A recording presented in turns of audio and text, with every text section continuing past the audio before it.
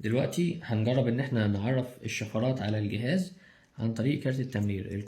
الجهاز بيكون جاي معاه الكارت ده كارت تعريف authorization card مكتوب عليه رقم 1.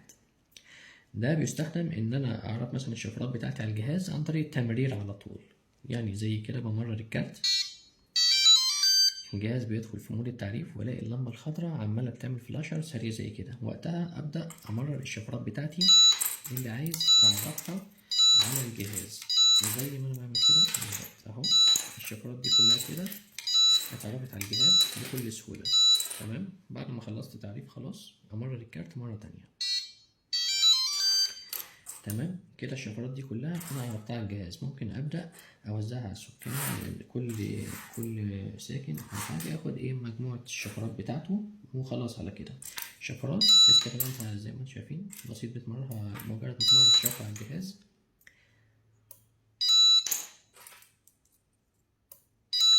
زي كده. طريقه بسيطه جدا في تعريف الشفرات عن طريق كارت التعريف وبتمرير الشفرات ورا بعض وخلاص. في الفيديو الجاي ان شاء الله هشرح لكم طريقة افضل، لان اكيد في مشاكل هتظهر. هشرح لكم المشكلة في التعريف بالطريقة دي ايه، وهشرح لكم ازاي بقى الميزة اللي عندنا ان انا بقدر اعرف بنظام الشقق او المجموعات، بحيث هقسم مجموعة الشفرات دي لشقة، مجموعة الشفرات دي لشقة تانية، مجموعة الشفرات دي لشقة تالتة. هعرفها لكم ازاي بتعرفوها على الجهاز وهشرحها لكم، وفي نفس الوقت هشرح لكم مميزات تانية ان شاء الله الفيديو الجاي. انتظرونا.